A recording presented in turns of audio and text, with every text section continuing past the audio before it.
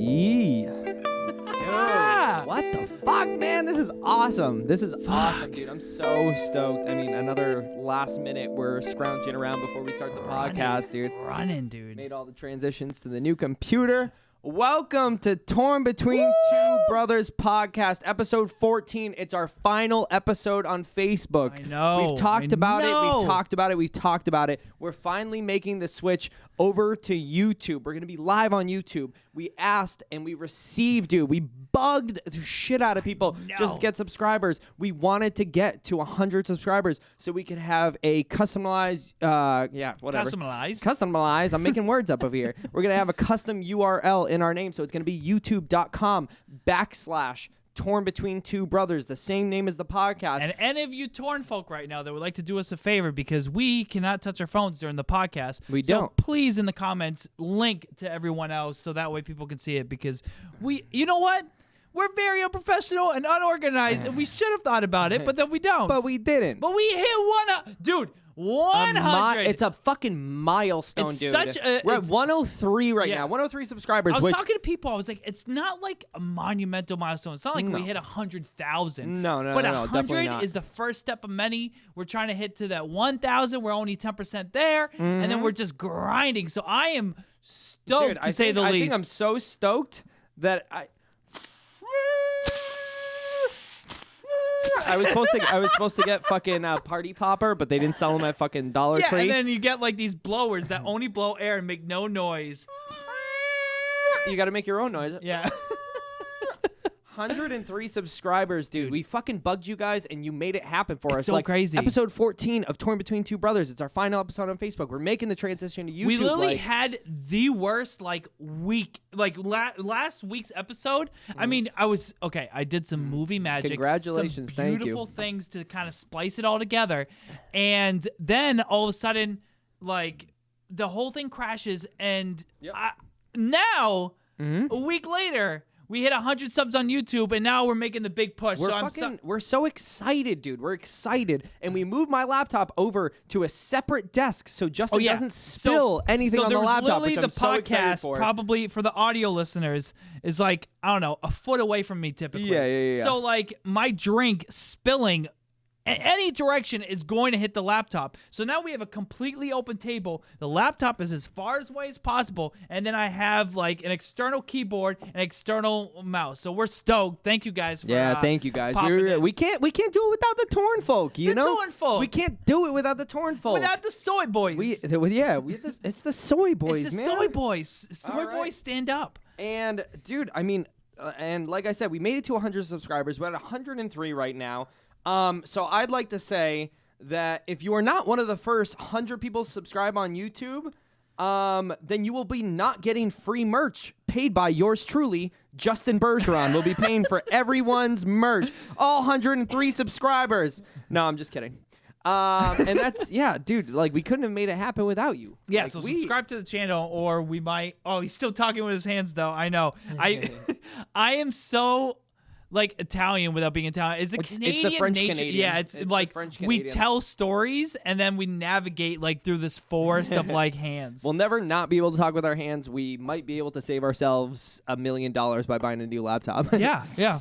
So So my thing right now is I was so impressed, and I know where you got it from because I watched the podcast. I watched the Whitney Cummings special with Chris D'Elia, and that's where you got your psychology test over. It was Carl Jung, Carl Jang, something like that. So he has a psychology test. But I was very impressed because I liked that segment. I have to say, out of all the things that we brought into the table over here, that probably was one of my favorites. So I wanted to reciprocate that and give you a psychology test because this is like episode 1 all over again. It's going to be like episode 1 all over again. Do you want to talk real quick? Okay. Yeah, sure. Just before we get into it.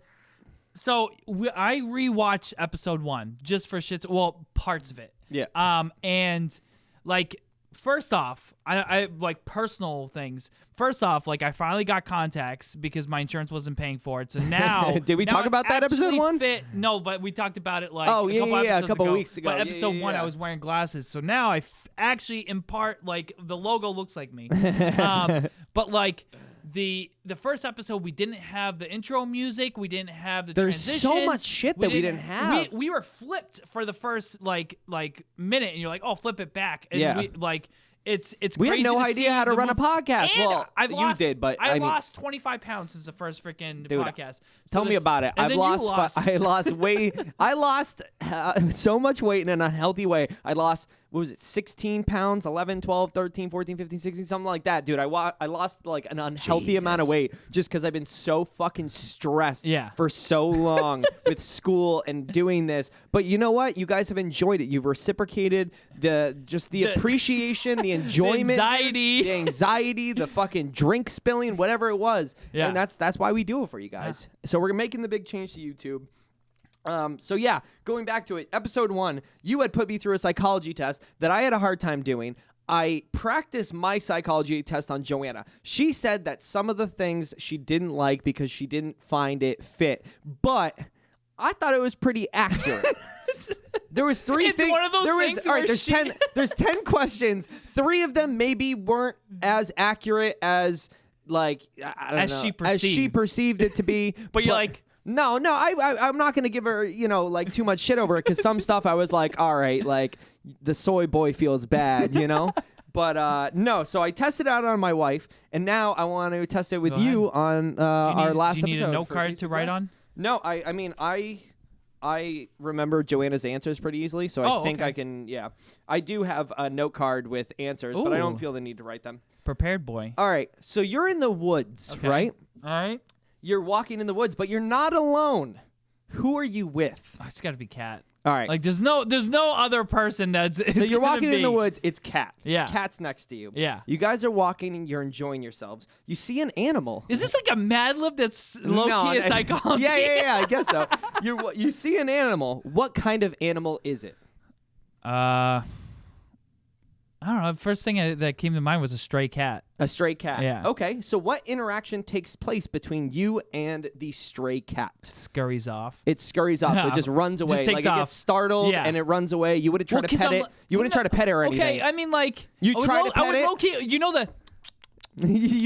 So you'd have like a subtle emotional connection, flirting. And then it would run away. You'd subtle flirting. You'd flirt with the cat. I flirt with the cat. So you walk. So the cat scurries away. You walk deeper into the woods. Before you is your dream house. What is the size of your dream house? I don't know, like I guess Londonderry, New Hampshire size. Like they're like the big houses that are not like mansions, but they're like really nice and like southern New Hampshire, like that size. Okay. Like a medium big. Like a medium big house. That's your dream house, a medium big. I don't dream it's a venti. Too big. It's a venti grande house. Yeah. It's not like like the guy who did who Supersize Me? Sure.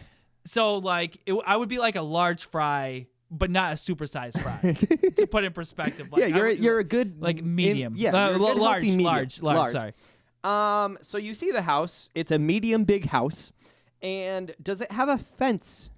No. Around it? No. So it's open. Yeah. So you can walk right up to the house. Yeah. So you do. You walk right up to the house, and you see a table. Imagine any table. You walk in, and you see that table right when you walk in. Okay. What is on that table? What is around that table? I don't know. For some reason, I'm like, okay, so I'm picturing myself in the woods, okay? And it's your dream house, so it can be anything. But this is it's your dream house. I went into, I'm in the woods, so my dream house is probably in the proximity of the woods. Yeah. So I'm thinking like haunted-esque house. You know what I mean? So then I'm walking into the house. There's no real gate. But it's your dream house. It's not haunted. It's just like it's your dream house. Like what is around you? What's on that table? I don't know. For some reason, I thought a book, like an ornate book. A book. Is there anything else? Is there stuff on the table? Is there people with you? Is I don't know. I've always been fascinated about like the old chivalry type generation, not generation, but timeline. Yep. So I would picture goblets. So goblets and maybe some books. Yeah. Okay. So you have goblets and books on the table. You decide to venture out back. And this is like me, I literally, none of this is written down. The premises are written down, but you venture out back because there's a back door. Fuck it. You open it. You look on the ground. And there's a cup on the ground. There's just a random cup outside your dream home. What's the material of that cup? Styrofoam. It's styrofoam. You know why it's styrofoam? Because I'm picturing it's a styrofoam cup with cigarette butts in it for every time you come over. Well, you're going to be pissed that you said that. What do you do with the cup? Throw it out. You throw it out. It's indispensable. You throw it out. It's just got cigarette butts in there. So you walk a little bit further, and your dream house has a body of water next to it. Okay. What is that body of water Like next to the pond. house? A little pond. Yeah. And how are you going to cross the water? Are you going to get wet at all? Are you going to lay down No, a I just stick? go around it. You go around it. Yeah. Okay. You're going to be mad you said that. You're just like, you're going to be mad. You're going to be mad you said that. You're not going to be happy that you answered these questions. All right. So you're walking in the woods. Who are you with? You answered Kat. Kat is the most important person in your life. That's so annoying. Which is nice. I hope she's not listening endearing. to the podcast because she's like, oh, she's going to be pissed because there's later questions Yeah. All right. Yeah. So. oh, do I drown her in the pond? Is that what? No, you don't It's drown. like transitions like Cat.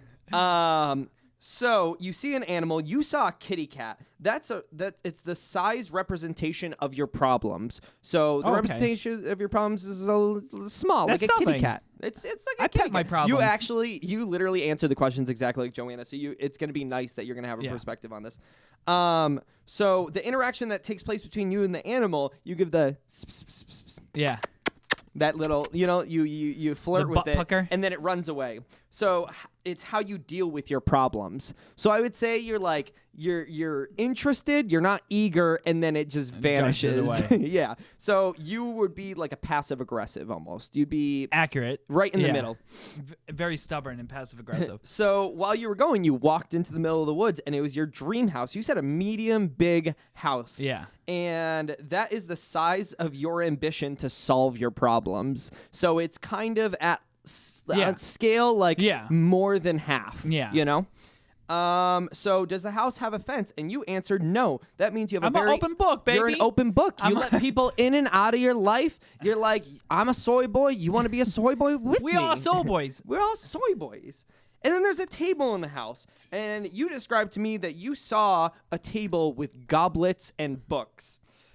You didn't mention any food, people, or flowers, which means you're generally an unhappy person. Accurate. Accurate. So that's what dictates it. Like if I would say food, it would be because like food, like natural things that are interesting. around you. So it says you're it generally would have been unhappy. alcohol, but I don't know if alcohol would have been a better thing. I mean, maybe better than goblets. I don't know. So yeah, after you saw the goblets, kind of depressing. after you saw the goblets and the books, you walked out back, you opened the door, and you saw a cup on the ground. You said it was styrofoam, which is the durability of your relationship with Kat. Accurate. And what did you do with the cup? Is a representation of your attitude with Kat. And you threw the cup out because it was filled with cigarette butts. And after that, Means, do you know that symbolizes you? You infiltrated my life with the podcast, and now I'm going to throw Kat away because of the you, podcast. because of the cigarettes. That's okay. So you walked a little bit further, and there was a body of water next to your house, very similar to your psychology test. It was your size of your sexual desire, so it was a little it was a little Accurate. like it was a little thing just chilling there. Yeah.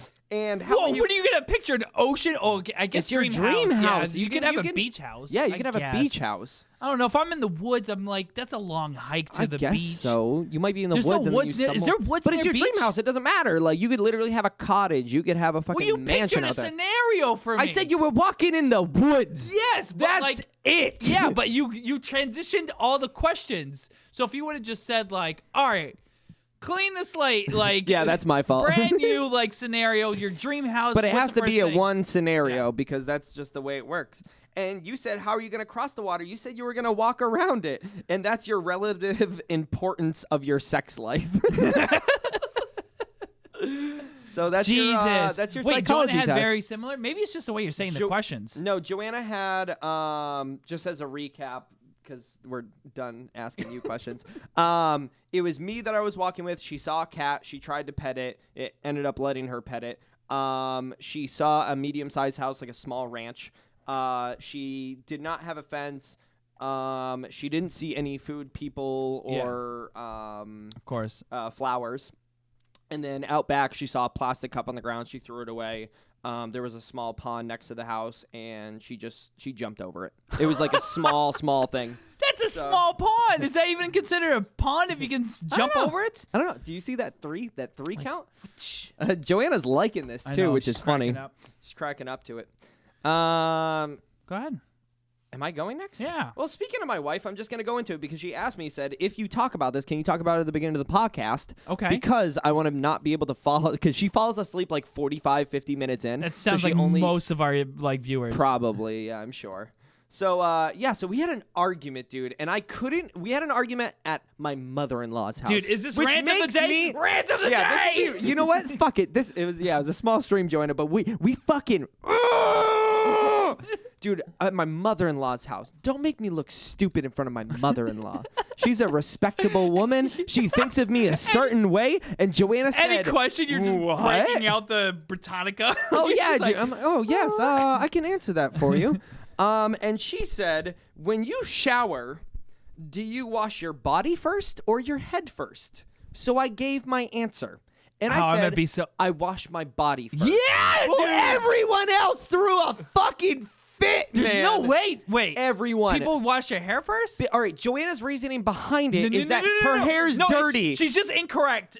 First off. Well, all right, this is her logic behind it. My hair's dirty, so if I do it last, everything's going to come down. Which maybe, for a girl, I can see it. Oh, maybe. That's interesting. But that's actually a really good concept. It's a good point. But if you have a lot of hair, sure, you wash it first, and then, you wash it first, and then you scrub everything. Drip, and then okay. Exactly. But like, my thing is, when I'm washing my hair, I'm kind of like over, I'm just like hunched over, fucking. You're doing this, it's not touching the body. Nah, it's not touching the body, dude. And if it does, it's gonna rinse off, baby. Yeah. It's gonna fucking go down the drain. It's not gonna touch me. Dude. But yeah. No. Okay. I think, right now, and I want to say that probably 100% of the women say top first. Probably 100% of the men said body first, but I have always been a body first kind of guy. Okay. I'm going to tell you my logic right now that's going to shut things down, okay? See, look at our stats in the comments. 2 girls say yes head first. No, we got everyone one. says head first. Oh, Michael did say hair first. You're right. All right. So, my logic, okay? Mm-hmm. Do you know what's the worst part about washing your hair? The worst soap part. in your eyes. Correct. Yes, that's the argument I made. Dude, I'm getting heated. Okay, so if you wash your hair and somehow get soap in your eyes, yes, you still have the rest of your body to wash. Which takes a long time.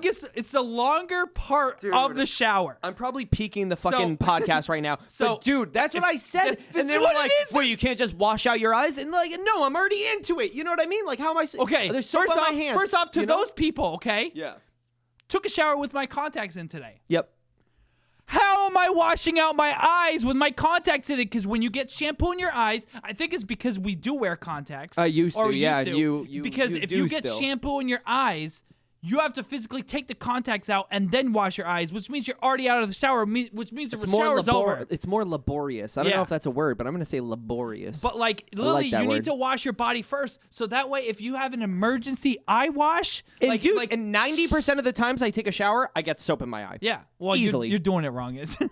I mean, I'm like I look like a fucking scrub after, dude. Like I look like I'm fanning myself. The scrub. Dude, yeah, I scrub my eyes after because I'm like, every single time I get fucking shampoo or soap in my eye, and it drives me nuts. So I save it for last, because then if I don't feel like washing out my eyes, or I do the little washy wash, guess what's happening after? I turn the shower off, I grab the towel, and I wipe my face. Case closed. Yeah. Case closed. But can I complain about loofahs? Do you know what's so gross? Loofahs. Loofahs are fucking disgusting. They just sit there in their petri dishes. Yeah. Dude. They just sit there. No. I mean, you're supposed to put them on a hook. But like, dude, think about you scrubbing. No. But I mean, like, it's sitting there with all your fucking shit. Even if you wash it out. Yeah. But my thing I feel more confident about a soap bar because it's like I feel. Oh, I do too. You wash the soap bar off. You wash the soap bar and then you start on your body. Because if you just grab that soap bar, dude, I don't remember the last thing I washed. I usually have a routine. It's usually the booty hole. But if I'm washing my butthole and then I go, you know what? I'm going to change it up today. And I don't wash that bar of soap. You know where it's going? My face. You know Inevitable. what? Inevitable that it's going to my face. Biggest piece of advice? don't buy brown soap because you won't know if there's a stain on it. You buy white soap, you know if there's a booty stain on it. Dude. Yeah. If you buy like that, I don't know what. Dude, the soap booty stains. Yeah. So gross. But yeah, I got so mad, and I washed my body first, and maybe. I don't know. Everyone's saying they washed their head first, and maybe mom just fucked up teaching us how to take a shower. Oh man, dude. You can grow some keep stuff. Keep dude. rolling. Keep rolling, baby. Dude, you know what? I will keep fucking rolling. I don't know which one I want to do. Oh, right here. Dude, do you want to hop into the coronavirus? Because yes. Okay, we're going to hop into the coronavirus Dude, because so much. You know what? I'm so sick and tired of hearing about the coronavirus that I myself will talk about it just because I need to get it out. Because I got all these feelings that I'm like, fuck you, I don't want to hear about the coronavirus. Fuck you, I don't want to hear about the coronavirus. So now I'm giving my input. Yeah. And we already did this episode 10, but I don't care. I'm going to give my input. Well, it's so bigger. It's so much bigger now. Yeah. Everyone's talking about it. Every other fucking conversation is coronavirus. Literally. And if it's not a conversation, it's a joke. I feel bad to you, dude, because I'm sure like there's so many people at the bar. It's like, oh, can I get a Corona? Hold the virus. Dude! Yes, dude. Dude, it's so fucking aggravating. But that brings a good segue. Do you know what goes good with the Corona? Some Lyme disease. Fucking love it. Yeah. But yeah, so alcohol is a great segue because it's not necessarily you said that within episode Corona. What? You said it episode 10, but I probably heard it 10 times since you've said it. Oh, absolutely. Yeah. I hear it Yeah. 24/7. It's awful. Like, but I'll get into that later because this one is fucking hilarious. On Wednesday, Twitter users said that they were going to use Tito's in replacement of hand sanitizer. Oh, yeah, I saw that. So, because there's a shortage of hand sanitizer in stores, people are buying up do you want to put that up? Continue. So people are buying up hand sanitizer as well as toilet paper, which you could either throw the image on now. I'll throw it up now. So hold on this conversation. This is me walking into Hannaford's just trying to find something to wipe my ass with. Like literally, that's all I want to do with toilet paper is wipe my ass. And I go into Hannaford's and I said, hey, I need some toilet paper. Guess what, dude? Only one-ply toilet paper, which for me, it's fine because I have a septic. I need to use one-ply. But sometimes I like to get that two-ply and make my asshole feel like a king. I just talked about this with Dad. I was just like, what are you a one-ply man, a two-ply man? Yeah. And I'm like, you got to go two-ply. I was like, I left your house and you guys were two-ply homies. And I was like, oh, good. No, but they have a Litchfield too. Yeah, I know, but that's why they switched to one ply. You have to. I don't care, dude. I don't care, dude. Because what's gonna happen is if you give me one ply, I'm folding it 10 times. So it's either I fold it 5 times with 2 ply or 10 times with 1 ply. It's getting folded. My hand's gonna look like a mummy by the end of it. Dude, I could just imagine you rapping and just going, "It is time," and just wiping your ass with it. You went away for a second, I guess. I meant to disappear the TP. So that was my shit going into, and I talked to a lady, funny enough. Yeah. So I looked at it and I just laughed because I thought it was a joke, dude. I thought people were going in, they're like, "Oh my god, there's no more toilet paper," and there was still toilet paper. $45 a bottle. Maybe a quarter of toilet paper. Yeah. But I walk in and I look and I just laugh, and the lady goes, looks at me, and I go, "This is fucking ridiculous, dude." I literally look at her, and she goes, "I know." And I was like, why are people buying toilet paper? I get that there's going to, they're in the near future, you might have to quarantine yourself. But, why are you buying all of it now? Just gradually buy it. But people are like, no, I'm going to get 17 rolls of fucking toilet paper. And I got so pissed, dude. But it was funny. I don't know. She told me that people were selling it on Amazon and eBay. They're surging it up. They say there's a lot of places that are going to get in trouble if they try to flip, try to flip Purell and flip other things for 10 times the price. They can get in serious trouble for Dude, I can't wait till I am the person that comes up with the vaccine for the flu or the coronavirus, and I'm gonna fucking price the shit out of it. You know why? Because you took my toilet paper away from me. Sorry, you take my toilet paper, I take your vaccine. Dude, everything's getting shut down right now. I didn't know if you heard. Our biggest fan, who's going to be so stoked to have him shouted out. He reached out to me. He goes, "Hey, man, did you know the March Madness is getting shut down?" And I was like, "What do you?" This Christian Rainey. Christian Rainey. Okay. I was like, who's our biggest fan? Christian Rainey does listen every single week, so I'll give him that. He's got to be up there. He reached out, and the today was made the announcement, was the NCAA men's and women's tournament is to be held without fans. Yeah, period. There's a ton of places. The COVID-19. The COVID-19. And then good old COVID. the Warriors are gonna have their like I think this is their next home game is gonna be like their first fanless game too, and then people are gonna start like following suit. So Warriors, I think, is the first game that's gonna be doing it. And then right now, trending on Twitter is the phrase "no fans." No fans. Because, jeez. But dude, there's so many places. How boring! Think about how boring a game is with no people in the audience. Yeah, like it's like a pickup game. And dude, imagine if one of those dudes on the court has coronavirus because they're all touching that ball. Yeah, they're all passing it around, so you're gonna get it anyway. Dude. No, but yeah, there's a lot of places. Jeopardy was one of the big ones. I'm assuming because their host Alex Trebek, because he's like far into his cancer. Yeah, they don't want to risk anything happening, so they're gonna start doing it. E3 just got shut down. E3 got shut down. But the thing is Nintendo capitalized on this new thing called Nintendo Direct, where they do a 20-30 minute video that they say they make an announcement this day. We're going to put a video. We're going to be talking about all of our newest games. If all the companies kind of follow suit, people are still going to be like, you're going to blow up like streaming services. Yeah. Like, because that's what you kind of need is if the fans can't be there, you might as well build a play. If you know what they should do? What is it called? If you give a man a fish. No, if you build a coliseum, the people will come. What? I don't know what the phrase is. I don't know what the phrase is. I don't think I've ever heard that phrase. Yeah. That's so funny. But no, yeah, there's a lot of places that are going audience free or fanless, whatever you want to call it. Which is just absolutely crazy. But I mean, it's good, dude. You know what they got to do? You know what they got to do? What? Instead of finding a treatment, you know what it is? They should give everyone fucking VR headsets so you can be wherever you want to be. You want to not have an audience? You want to strip that right away from me?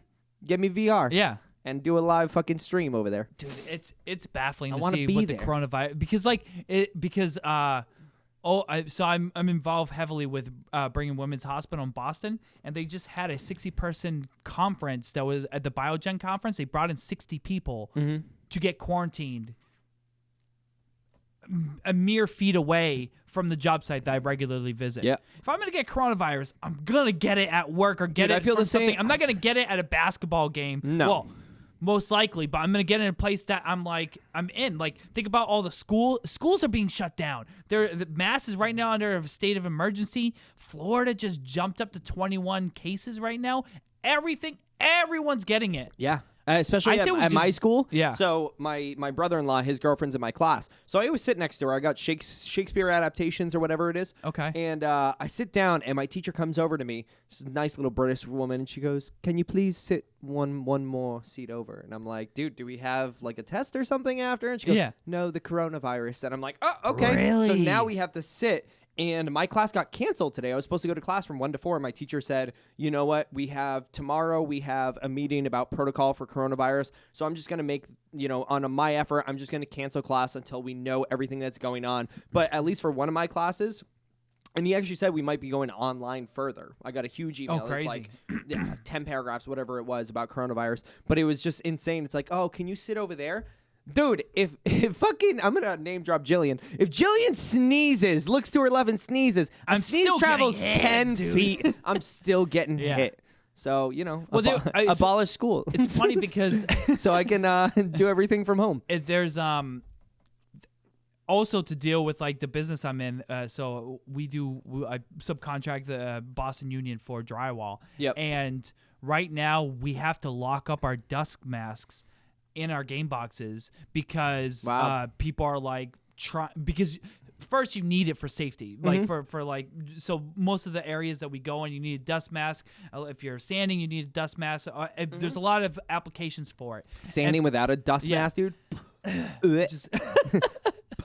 It would be like a granola bar, like one of those Nature Valley Valleys, bars. It'd be like that exploding out of your mouth. Sawdust. But like, there's so many people. Like, you have to lock them up because people are like scavenging off of each other's like stuff because all of Boston is sold out of dust masks, and they're saying a lot of the suppliers that we reach out to are going to start getting impacted by the coronavirus because there's only so much production that's being done, and people are out of work, but then people are also scared about work, and they're telling a lot of people. And to it's work not like they're from home probably now. going to give PTO on it. You know what I mean? You're going to have to use your sick days or whatever. There's it is. a lot of things. There's I was reading up on cruise lines.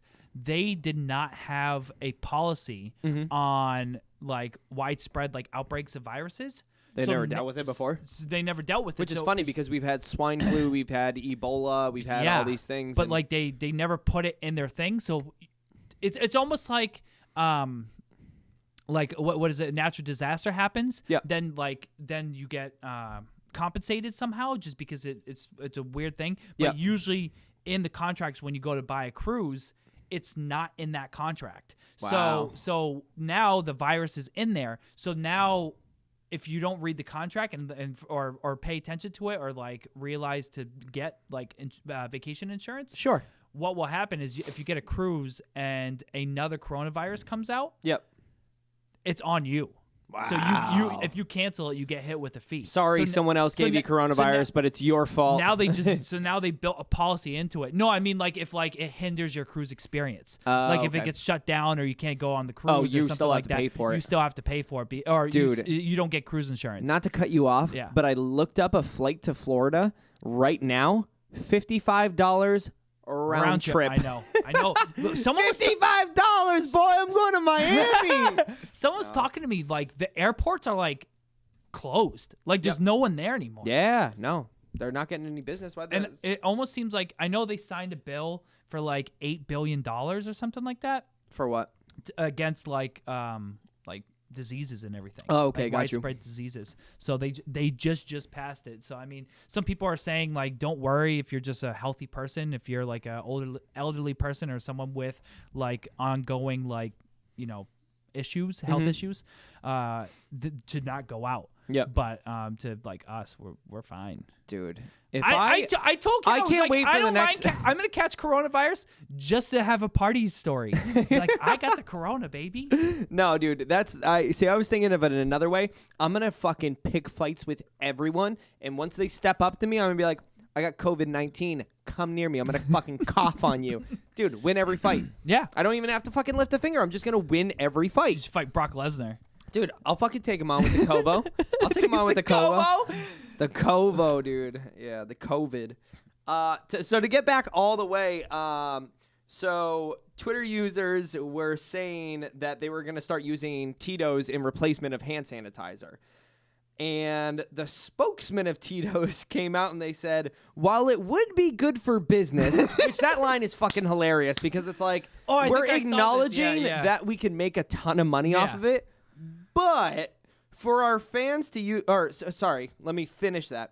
While it would be good for business for our fans to use massive quantities of Tito's for hand sanitizers, it would be a shame to waste the good stuff, especially if it doesn't act as sanitizer. Well, they were saying that it's like 40 proof. It's 40 proof. It has to be at least 60 proof of alcohol to be considered. I would have just ran it of alcohol. What are they gonna do? You would what? Oh, you idiots! Oh, I would have ran with it. I would have ran with the meme. But if they do it and then people are like, hey, by the way, you didn't tell us to stop. We've been using Tito's as hand sanitizer. And what I would do is make a public announcement and then send someone to start posting a bunch of fucking Tito's memes. And then bang on it, dude. And good PR. That would have been money. fucking nasty PR. It's funny that we talk about E3 being canceled from coronavirus because the thing I was thinking about, I don't know how involved you are with Nintendo as a whole, but not very much, seeing that I don't own a Nintendo system. So I think I would be more involved if I did. The president of Nintendo of America, Reggie. Oh, Reggie. Is this the one that had just passed away? No. That's you're talking about. Is it the guy that made Pokemon or the guy that made Mario or something? He made something. Okay, I feel so bad. I feel so bad because like he like a Miyamoto. Like I feel. All right, I feel terrible that I don't know that. You're fine. I was names just all blend together. I'm talking about my boy Reggie. My boy Reggie. Reggie Fils-Aimé. Fils-Aimé. And I think that's how you pronounce his name. Reggie Filibuster. He stepped down as president in February 2019. So Okay. this is about a year ago. And people were upset because Reggie was the face of Nintendo of America.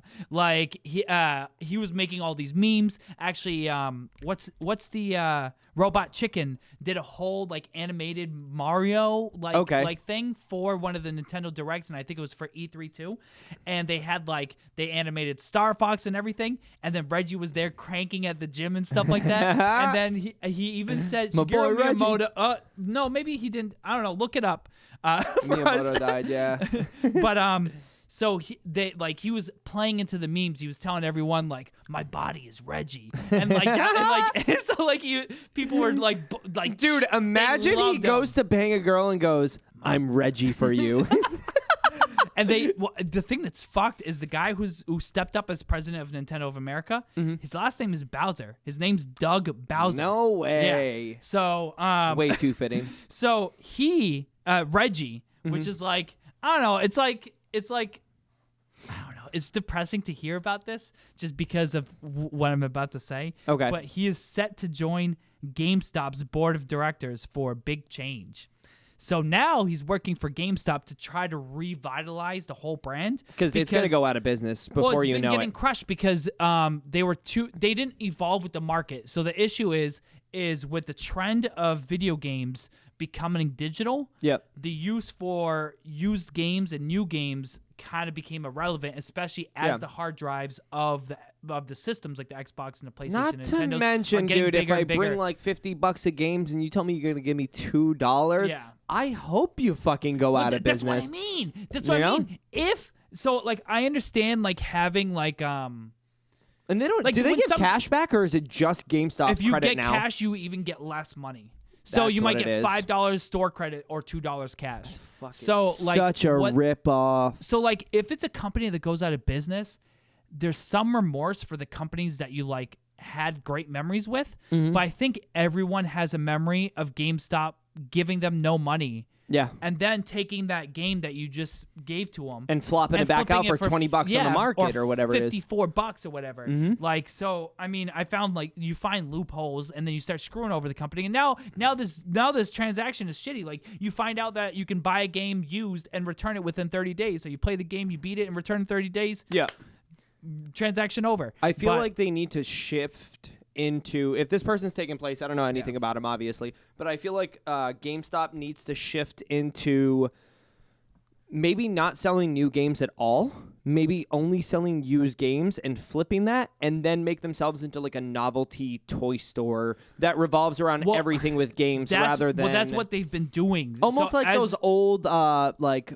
You used to love the one in like Londonderry, like Play and Trade or whatever. They'd have like novelty items, but then it would be like some games that were used or you could buy. And they would have like games as old as like N64 and Super Nintendo and regular Nintendo, Sega, all that shit. So GameStop did see their stock deteriorate crazy, especially with the boom of digital copies. Yep. And the store, you can see it's been turning into more than games. Like they have the Funko Pop like things, and then geek apparel and everything. So I guess they laid off a bunch of mid-level managers, employees, in an attempt to cut costs. Yep. And now they're bringing on Reggie, hoping that his connection with Nintendo and his connection with, because he had a really deep connection with the people that he was reaching out. Like he had a connection with the fan base and he knew what they wanted because he would build off those memes and he would build. I mean, he was playing. Well, you got to go with the hype train, right? Yeah, and you got to follow it. Like That's the only way you're gonna make money. Brothers, when it came out, he was playing the what's his Hungry Box, who's like the biggest, the best player on Melee right now with the Jigglypuff main. Yep. And he like debuted it playing him like in the final, like he was playing him in like the new Smash and everything. That's and like dope, Hungry dude. Box is talking shit and Reggie's talking shit and Reggie knows he's gonna get blown out of the water. Yeah, but he's yeah, still yeah. like playing with the story and everyone's like, yo, if Reggie fucking demolishes him, it's just gonna be so funny. Yeah. But like, Did he win? No, he got crushed. Okay, I figured. But like, like Reggie is just he's a character and he's someone you love to see like involved in the gaming community. Yep. And as much as he retired from president of Nintendo of America, I think that's a big win on GameStop because absolutely. He already knows if they can pull a mastermind like that to revitalize their store and just regain the trust of consumers and the community, because like you're right, like it has that stigma of just being the place that screwed you over for games. Yeah. You know, and not to mention 90% of games are being digitally, I don't know what the percentage is.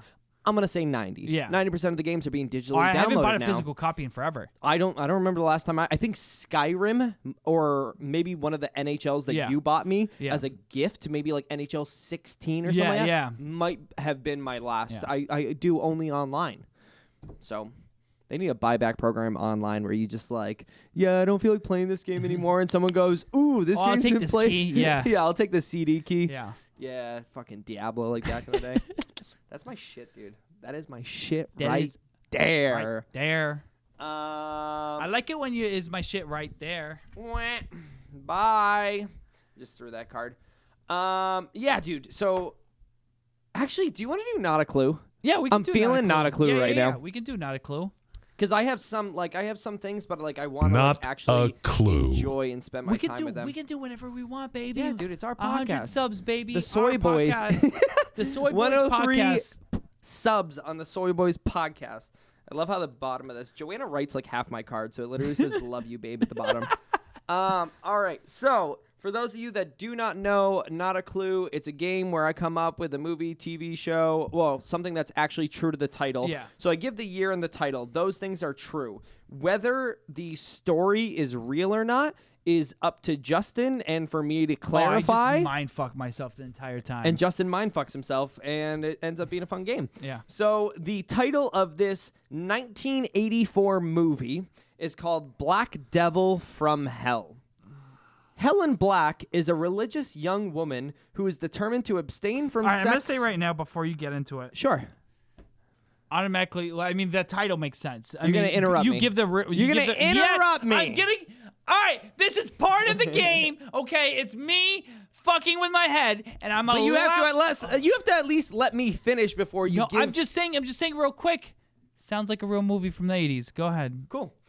Who is determined? All right, so let me start over. That's what I'll do. Just as a fuck you. I'm gonna start over. Helen Black is a religious young woman who is determined to abstain from sex until marriage.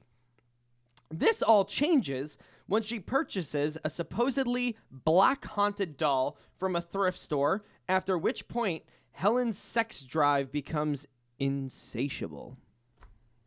What's the movie called? Black Devil from Hell. All right, so this feels... Now you can give... Okay. Now I'm letting you take the floor. Okay. This sounds like a movie from the 80s. Sure. This sounds like a porn from the 80s. Dude, that'd be so nasty if I found a porn and I was like, here's the name. It's fucking Black Daddy 17. What's the girl's name? Helen Black. Okay, so it feels like... Black Devil from Hell featuring Helen Black. So I'm going to...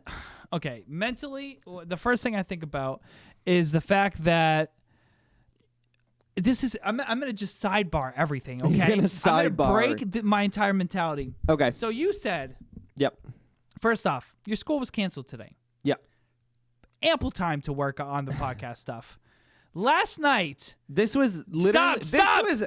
Okay. Let me fucking talk. This was made last week. I don't care. From last I don't week. care, dude. I'm just helping you. I'm just helping you. Okay, this is what I'm gonna say right now. I'm gonna reiterate everything. So, okay, all right, you ready for this breakdown? Yeah. So,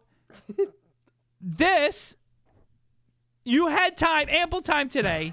And last night to write this, which means you had time to make something up as opposed to looking up a narrative and writing it down real quick. Joanna wrote it. Doesn't matter. You still came up with it. Wait, Joanna wrote it? Joanna wrote it. So that means it's easy to copy online. Yeah. But I'm thinking you had ample time with it, and you're fucking with me Because first I said you had ample time, and the first thing you say is, well, this was done last week. It was done last week. To try to throw me off, to think that you didn't have enough time last week, so you must have just copied the narrative. Okay. But then I'm thinking Joanna wrote it. Yeah. So it's very possible that she copied the narrative. Yes. But it sounds like a very believable movie. Yes. But I feel that The Black Devil from Hell yes. is going to be a bad movie. Yeah. With this narrative and with a new narrative. 1984, yeah. Yeah, because movies, this was the peak. It was directed by George Orwell. I'm just kidding. It was the peak of horror movies. Yep. So everyone was trying to hop on the horror movie train. So it's not a horror movie. It's just a haunted doll that makes a girl have sex that's with what everyone. I'm saying. Okay. Well, Black Devil, like everyone's doing the devil worshiping. Like the other movies are like I don't know, like I'm trying to think of like Halloween and like all those movies are all kind of like surging in this time era. Okay. So I'm gonna say that based on my knowledge of you having ample time and then you trying to correct me that you didn't have ample time last time and trying to correct me that Joanna wrote it, which double negative, which means you either wrote it and didn't write it at the same time. I'm going to say that it's true. It is true. Yeah. Actually, you know what's fucked? What? I actually was thinking it was false. Because I was fucking with you so much? Yeah, but that's my shit, dude. That's my shit right there. So I think we have ample time before I gotta go pee like a ray horse. I want to do because you were in the mood to do a game, not a clue. A little game. I want to do a little game. Did you even do the not a clue? Did we do that? Yeah. The little you thing could that hear, came? yeah. Of oh, course. okay. I just want to make sure. You're not paying attention, boy. No, I guess not. So this is. Why is this trending on Twitter? That's gonna be the theme song. I hope. Okay. So I'm gonna say right now. I saw that. I hope you didn't see this because this is. I monumental. specifically did not look on Twitter today because you said you were doing a why is this trending on Twitter. Okay. So I didn't look at Twitter all day. I'm gonna say. I looked at yesterday, but I don't think it was on yesterday because I accidentally saw the title and I didn't see anything else. I just saw the title. So. Right now, trending on Twitter Yep. is Green Goblin. Green Goblin. So why is this trending on Twitter is a little game segment we like to do where I find topics on Twitter and that are mini viral trends. And then I try to present it to you, either misleading or not. And you have to guess the explanation as to why something is trending on Twitter. So my thought process would be directly towards Green Goblin, Spider-Man, Green Goblin's having his own movie. Yeah. That ain't fucking it. Yeah. I know. I'm going to say, because you gotta fucking put your heart into these things. When you don't put your heart into it and you just give an explanation like, oh, Green Goblin gets his own movie. Fucking lame. Yeah. I got to put my heart into it and say that Nickelodeon, I'm just rolling with it. Nickelodeon had their Kids' Choice Awards in which they slimed a very gross famous person. Okay. And they were like who? Like Steve Buscemi or something? Sure. Yeah. And he was the Green Goblin of the Kids' Choice Award. And scared everyone? Well, do you know when the Kids' Choice Award is? I have no idea. I don't think it's around this time. I don't even think they do Kids' Choice Award anymore. But you know what? That's my guess. Okay. You don't have any other guess? Do I get another guess? Yeah, you can get another guess. Just because when I do reveal it, it's like, it's quick. Okay. You know what? Danny DeVito, for a new upcoming movie, had to dress up in a green suit for what is it called? Like visual aid purposes, like the green screen. It's like a suit? green screen suit, and he said, "quote unquote, I am the Green Goblin." And everyone freaked out, and they go, "Oh, is Danny DeVito the new Green Goblin for the Spider-Man movie?" Sure. Okay. Close. Really? Yeah. No way. Is it? So I saw that meme today, dude. Yeah, the Green Goblin ass, dude. Got the booty that jiggles, man. Dude, Green Goblin booty is now trending on Twitter. Oh, man. I saw this- that meme today. I forget what it was, but it was literally just this picture. And I think it said, like, it must have said, like, green. Were you trying to lick the booty? I I got Dude, Spider-Man. okay, first off, as outside of the booty, okay, can we talk about like Spider-Man looking stiff? Like that's not how you run, especially if you're a superhero. You're not like CGI is the word I was looking for, by the way. oh CGI. Yeah. So this Twitter user called Rotting Veil posted, quote unquote, "This frame is making me have a breakdown in the bathroom." It's known as a booty meme. And people are commenting. So this is from a 2002 Spider-Man movie. Yeah, and the one with Tobey Maguire, right? Yeah, that's the one. People are for our James audio Franco listeners. was the Green Goblin. Yeah, the Green Goblin, correct? So for our audio listeners, so there's a new meme. Feel free to Google search it while you're at work listening to this, and it's not safe for work. So just make sure you're in the bathroom. It's not safe for work. It's just not safe for work. You know? Then it's literally the Green Goblin on the hoverboard or on the glider or whatever, chasing down Spider-Man down like a carnival park. I thought it was like a telephone pole, but you're right. He's on his hoverboard. And the booty is real. The booty's real. James Franco got that CGI booty, you know? And what's that over his head? I'm trying to look at it because I'm trying to remember what the Green Goblin looked like. That's like the helmet. That's part his helmet. Yeah. I gotta look at a picture of the Green Goblin, not specifically his booty, but from the front. Well, it's tough to remember what the face looks like when the booty looks like that, man.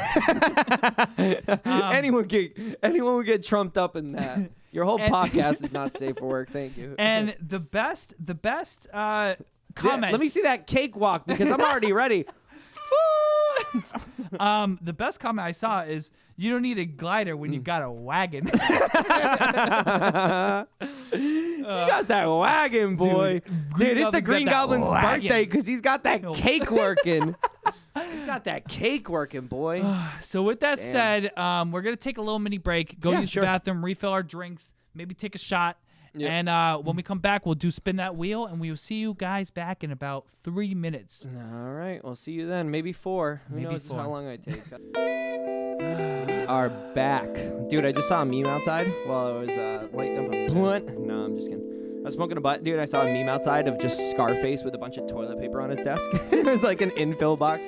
Dude. Do you know, I looked it up because it was bothering me so much I didn't remember. It's Satoru Iwata. Who was the Nintendo president that Reggie took over after he passed away. Oh, no way, huh? Yeah. Oh, wow. Jeez. So. See, everything's relative, you know? This is the least formative podcast where we don't remember things, and on break, we look them up. We just look them up. We cheat. So next we're going to do what I just said is a staple of our podcast because we always have the color cards in the background, and people probably look at the podcast, and they're like, what? Okay. I just wanted to make an announcement. So, for those of you tuning in, this is the last podcast on Facebook. Oh, go right ahead. So, we are streaming moving forward every Wednesday, 7:30 on YouTube. So, be sure to go there, shoot a subscribe. It's youtube.com/Torn Between Two Brothers. That we just got. We just got it. 2 hours ago, 3 hours ago, we just changed the link. It just changed. It was before that. It was Torn Between Two Brothers / ZW3488910F2. And now we are finally Torn Between Two Brothers. That's not the actual one, but whatever it was. So, so we're going to go into a segment that we like to call... Spin That Wheel. Hey. So Spin That Wheel. Basically, there's going to be a absolutely real wheel. The real wheel, I say it every single week, and it fucks me up. A real wheel that all these cards in the background are preloaded with cards that basically are stuff that we've thought about in the past, new to us, present, future, just like the podcast. But we're going to have to talk about them. Obviously, the topics are color-coded. They're on that wheel. So would you like to go first? Yes, sir. All right.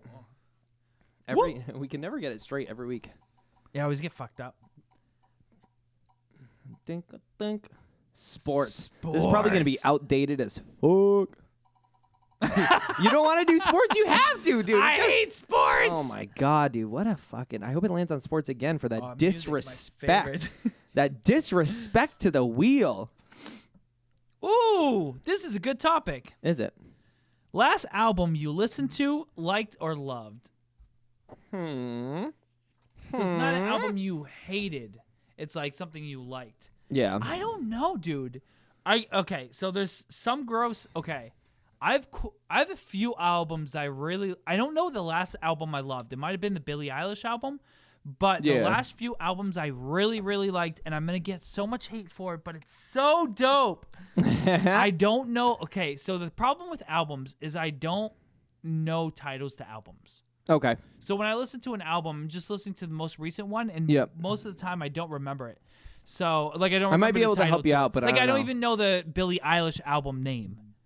Yeah, That's I don't know. Yeah. So, like, falling asleep. I think the word "asleep's" in there. After a while, you just kind of forget it. Maybe the last album I loved was like XXXTentacion, but I'm gonna do like because we talk about those two artists too much. Mm-hmm. So one album I really liked was, and it's because of you. Oh, really? So no way, huh? It's because of you and your our bachelor trip together. So you had a bachelor party. We went to Montreal. Yep. And one of the artists we continued to listen to was Trippie Redd.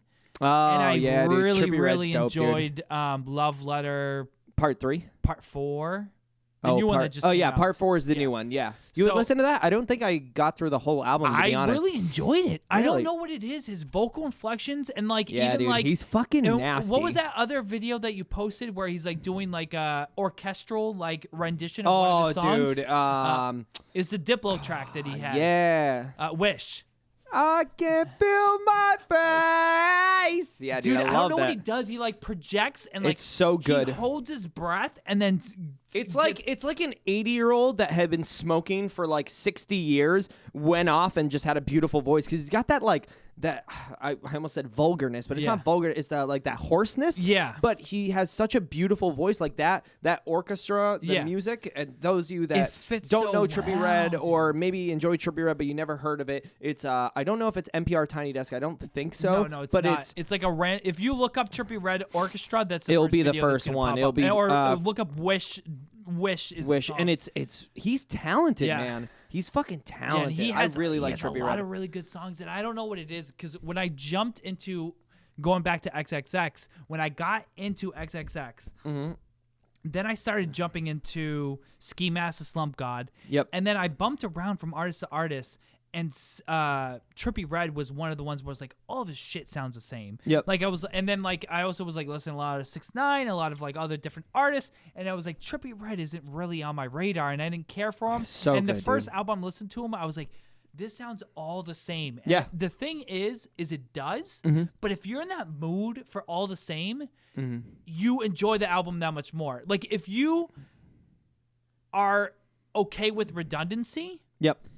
Then you cheese to it because you're just in that mentality, like it's like when you like you're not. No, gonna, I get it. If you bump like introspective music at a party, it's not gonna work well. No. But you could throw like the same radio bangers fucking for 10 hours straight at a party, and you're gonna be stoked for it. So Trippie Redd is one of those things where like I couldn't get into him. And then now I can listen to his albums and repeat because I just enjoy him. And I think one of the songs that really put me onto him was the song he has with Juice WRLD? No, Travis Scott. Camagua, Dark Gummo Night, Dark Night Gummo. Dark Gummo, Dark Night Gummo, something like that. Yeah. That song bumps, dude. It's so good. He's and I so think good. we were bumping it a lot during that battle. And I was like, this is because I haven't touched my side. Spotify playlist in a while, but Trippie Redd was like embedded just as much as XXX, just as much as Juice WRLD, just as much as any other hip hop. Yeah, dude, he's fuego, dude. I love that guy. I don't know. I know the last album I listened to was probably the Eminem album, which is again, I don't want to get into albums that we had already talked about. Yeah. But you didn't like it anyway, so it's the last album you liked or loved. I was like a 5 out of 10, man. Like a soft 5 out of 10, dude. A soft 5. I don't know, dude. I don't know. Would you rather be a soft 5 or a hard 4? A hard 4. You look bigger. I'm a grower, not a shower, so a hard 4 as opposed to a soft 5 does me well. I know the last album I listened to, and it's funny because I literally had. Oh, that's what I was gonna say is probably the last one that I fucking cheese to that I know got really bad reviews, but I keep coming back to it when I go into music, because when I'm on my drives, dude, I listen to a lot of NPR, public radio, things that are going on, podcasts, but like the last album that I cheesed to and it was on repeat was Big Day by Chance the Rapper. Oh, yeah. And I know you surprisingly liked that a lot. I love that album, dude. Well, okay, I can't say that I love the whole album because half of it was trash and half of it was bangers, dude. Half of it, like like, dude, if I go like through it, I feel like the singles were really good. Yeah. And then like everything else felt like filler. like Handsome with who did we talk about last Meg week? Thee Stallion. Meg Thee Stallion. That was a really good one. I love the track Slide that's Around like, with Nicki Minaj. That was yeah. good. Sun Come Down. There's a track with him and his brother Rue. Yeah, that is that's fire. such a good song. And they performed it live at like Ellen or something too. Yeah. I think it yeah. was Ellen that they performed it. And then what was the Hot Shower came from that album. Yeah, dude, I love Hot Shower. Yeah, going back to like people like the Baby, like I'm Chance the surprised Rapper's the song with Tiramisu. No, that's not Tiramisu, that's not his dude. name. But it's when I was eating that bread pudding, I don't know what I know what tiramisu is, but he had a song that ain't like it. that came out right before Hot Shower that was a banger too, and he didn't put it on the album. I was very, very surprised. I don't remember. But Chance the Rapper is one of those artists that puts out albums, and although I might not enjoy the whole thing into its entirety, it's still embedded with so many good songs that I enjoy and I can go back and listen to, and I can make my own fucking playlist. Yeah. You know what? You don't like the album? Who cares? Because I can strip all the songs from the album. Well, that's what and I make do. my own thing. I built so I have Spotify Premium, and we share Spotify We're Premium. on a family plan. And one of the things I've learned to like slowly do is if there's an album I really like, but there's a couple songs I hate, I dude. recreate the album and take those songs out. Have you heard? I don't mean to cut you off, but I was gonna say, and I forgot what it was called. It was "I Ain't Single No More." I Ain't Single No More. Like half of that album by Chance the Rapper, The Big Day, was like 90s. Oh yeah, like ooh, I love my wife. I love my wife. let's go ride a bike. Yeah, dude. Yeah, half of it was trash. But yeah, you take those songs, you put them on your own Spotify playlist, and you enjoy them. I think The Big Day was consistent with his other albums to a certain extent. Obviously, it fell off. Like even the song to do a song with Death Cab for Cuties, kind of like.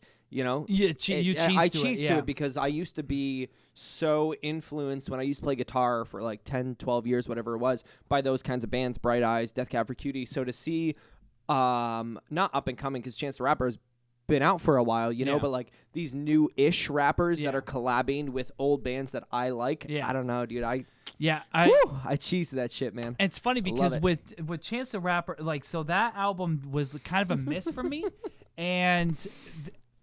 but it's funny. I think about Coloring Book, and Coloring Book I really love, and I felt like it got better with time because the style of music has changed. And the thing that people don't realize when people put out music is a lot of the albums that artists orchestrate, like these bigger artists that don't do like random drops or whatever, like they don't like they don't bang out an album like in the month and then drop it. Like a lot of them are orchestrated. Yep. And the music styles that are built are like a year or two, like they're like predicting what it's gonna be like a lot of the time.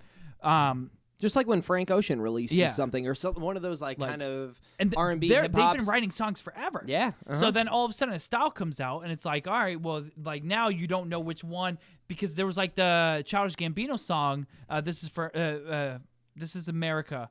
Sorry, I did it very like passive, but it's because I was thinking This Is America. out loud. Woo! And then, but the people were like, oh, like Childish stole from this guy who wrote a song in the exact same melody, and then Childish goes, well, here is the stems and the my vocals on the track. Yep. 2016, 2015, and you're showing me a clip from you 2017. Yeah. So he's like, I wrote this way before you even thought of your song right now. Yeah. So it's funny, but like there's a lot of albums I listen back to that have grown stale with the time, and there's a lot of albums that I like even more than when I first listened to it. Absolutely. And I think Coloring Book, it was one of those where like I know that a lot of people that I talk to about Coloring Book did not like it.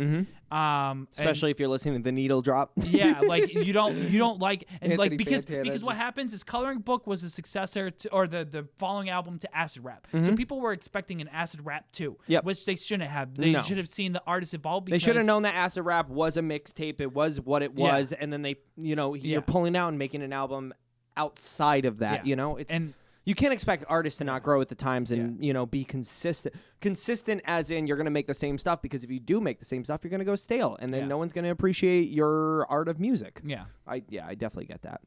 But no, dude, I was thinking of this TikTok dude, and literally this guy was having trouble reading a book, and he looks over to his buddy and he goes, and he like the dude's name is I looked over like there's a buddy over there. And he looks over to the side, and the guy's name is You Gonna Die, and he goes, You Gonna Die, the baby song, and he says it 3 times, and then he looks at the book and he goes, What I mean? And I was like, dude, it was smart as fuck. I don't know why I was just thinking about that, obviously because Trippie Redd, but I think another album, and I just want to say it real quick. I won't dive deep into it. I'm a big Young Gravy fan for the wrong reasons. Oh, yeah. It's the same reasons we like Riff Raff and people like that. I know. Yep. And Young Gravy and BBNOB, who's been releasing, or something along those lines. Like BBNOB? All these names are coming out where I'm like, yeah. BBNOB. Yeah. Totally. BBNOB. Yeah, I got you. BBNOB. But they've been releasing like duo collabs, and because Young Gravy just comes with that like swag, like it almost feels that like white dude swagger. But it feels like a preppy kid version of old Mac Miller. Okay, yeah. So he's got like someone that swag, went through like not a sorority, a fraternity, and has money. His parents have money, and then he goes like out and he raps like yeah. No, I definitely get that. That's literally I definitely get that. Oh, Baby New Money, yes. BB and New Money. Tom Curran coming through with the facts, dude. That's why we love our audience, dude. The Torn folk, they're always here for us. Torn folk are here, boys. So yeah, that's one of my new favorite albums right now, and I think it's just got bangers, and it's got one of those things where I can listen to it without thinking, because I think the music I enjoy the most is where there's some music I enjoy listening to, and there's some music I enjoy thinking about, having it play. Oh, okay. I don't know how to explain it. Like there's music I like just like ambiance, you know what I mean? Like at a party, or like you're at work and you don't want to think about the music, it just bangs. Yeah, you're gonna bump 2 Chainz at a party, but you're gonna bump like the shit you like when you're into it. You're gonna bump some J. Cole in the car. No, get the fuck out of here, dude. You know we both don't like J. Cole. J. Cole's garbage. Would you like to so spin it, boy, or yeah. Or did you want to close out? No, we can do another one. I think I'm this way. Yeah. So lazy. Oh, there you go. There's your sports, baby. Literature. I don't know. I hope that it's probably going to be a quick one, because literature is always just super quick. I'm telling you, literature is going to turn into philosophy, and then we're just going to get super philosophical. Yeah, because literature is something that like I can appreciate, but maybe you don't have it. Like I'm very English based, and you're very math based. So literature is hard to get into. So we should just change it to literature/math and take the SATs. The original manuscript for Of Mice and Men by John Steinbeck was eaten by his dog, so he had to rewrite it. No way, dude. Yeah, I would have been so fucking pissed, dude. I would. Another rant of the day.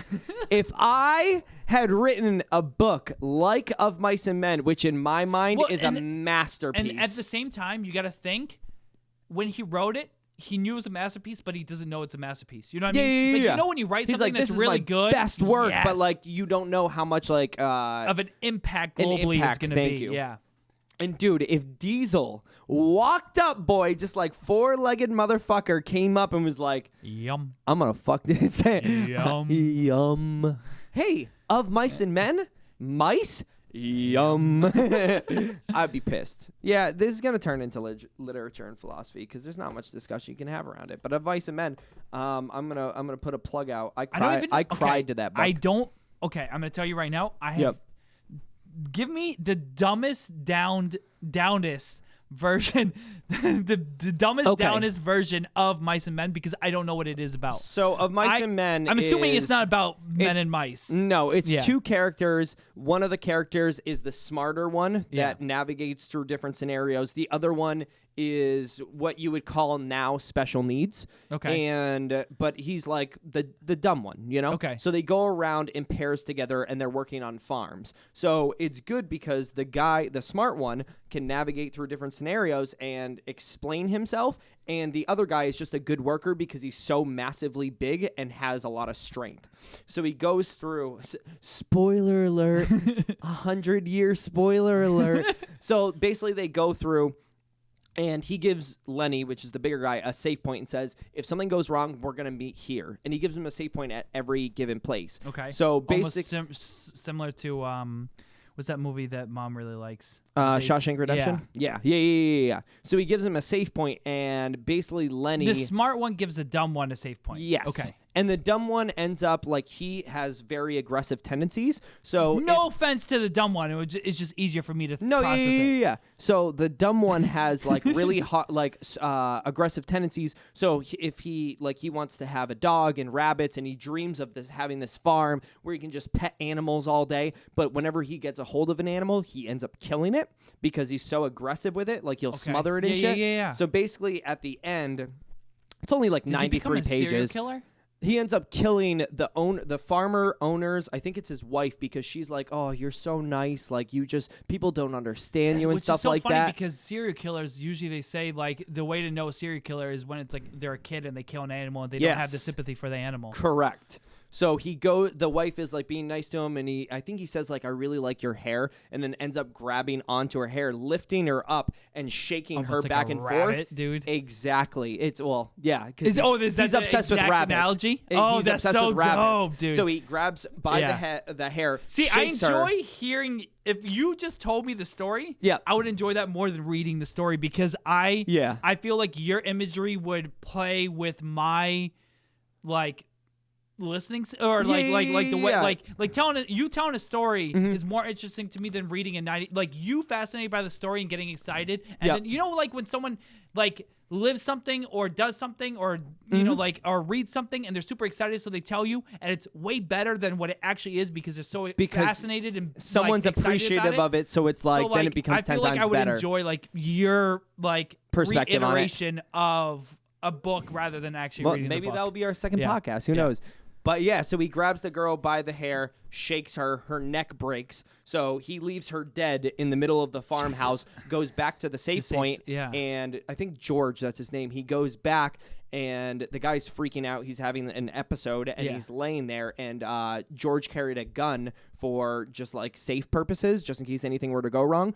And Lenny's freaking out, and to calm him down, dude, I'm getting goosebumps. I love this shit. And basically what he says is that he's like, George, to the smart one, can you tell me like where we're gonna live again, like in the future, like the farm we're gonna have? And he explains it to him, and then almost shoots him in the back of the head. Like a dog, you take it out for that you're putting down. Exactly. Like you like stare into the sunset, and then you're like, well, that's exactly what it is. He stares into the sunset. He repeats the story back to him. A bunch of that imagery that I'm picturing is basis for like movies kind of purposing it. Exactly. Because it's been out for 100 years, so they like people are reading that inspired, and then they like there's a lot of things where people go crazy, or like you're putting a dog down and then you're like, this is the perfect scenery. Not only because it makes sense as a human perceiving, like that's empathizing like, with that. You're like, all right, the best way to die is to just be smiling, looking at a sunset. Exactly. And then, but that person's already put it into words, and then it's like almost reconfirming that's what it is, and then you're like, oh, I'm gonna write this into my book or play. Oh, or so movie. good, dude. Dude, I cried at the end of it. I closed the book and I teared up. I was just like, cried from a book. No way, dude. I've cried from it maybe like 2 or 3. Crying from movies. Oh, dude, I'm such a baby with movies. I can't cry movies. I barely cry in real life unless like something really traumatic happens, or something like someone really close to me, which is funny because when I was younger, I was the biggest baby ever. And now I've just grown accustomed, and I don't know if it's my dark sense of humor or whatever it is, but like laughter is just kind of my coping mechanism. So I don't have those but when I see a movie and it's put into a spotlight that's perfect, you know what I mean? Like, dude, Marshall, How I Met Your Mother, when his father passes away, like, dude, I fucking bawled my eyes out, man. What kills me every time, and I've been... Wait, is it the Will Smith one? No. The one that I avoid like the plague whenever like Kat wants to watch a movie or whatever. Yeah. Is Click. Click, I don't know. Click didn't do it for me just because it's Adam Sandler. If it was anyone else. No, but like him replaying the last moments with his father. Oh, and he's like a yeah. dick to him. And then he's like, this is what I'm going to live out as the last memory of my life. And then you realize like that could be anyone to you. Yeah, like, yeah, you yeah. could literally have an argument. But then him, he's like, he's not even living his life. So like he doesn't even know that he lived the last memory with his father. Yeah. That fucks me up because I just think about dad.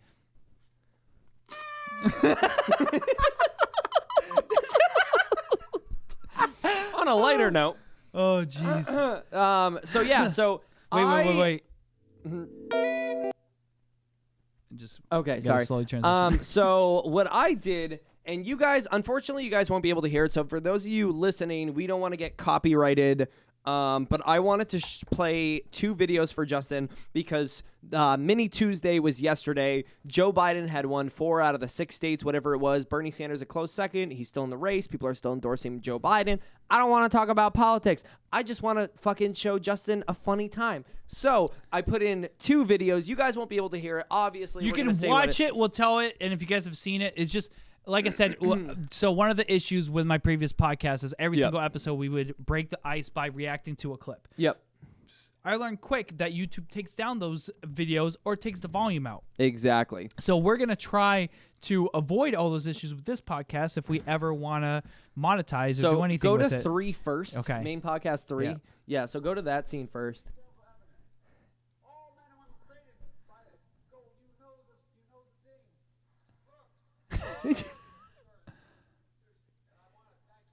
Tomorrow is Super Thursday, Super Tuesday.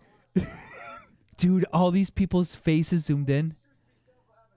I think it's gonna. I think it might play again. He's like having a stroke. Wait, right here.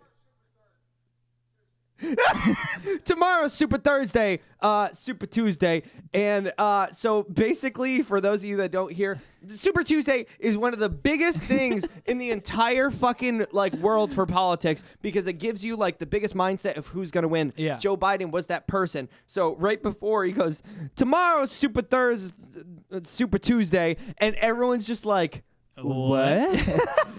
So you can go to 2 now. So I have one more video for you. Okay. It's just funny. It's good so time. This is after he wins. This don't got Super Tuesday for nothing.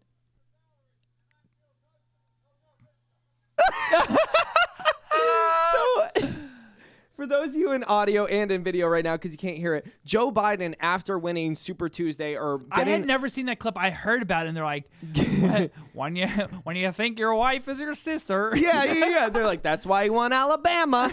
And dude, so he wins Super Tuesday, or good majority of the delegates, which in his whole career he's never won any delegates his entire life. Yeah. So he has his wife on the right of him, on the right, and his sister on the left, and apparently they had switched spots without him realizing. So he's like, "Oh, my lovely sister on my right, and my wife on the left," and they had switched spots, and he's like, "Oh, sorry, you switched on me, dude." That dude's constantly having a brain aneurysm, but.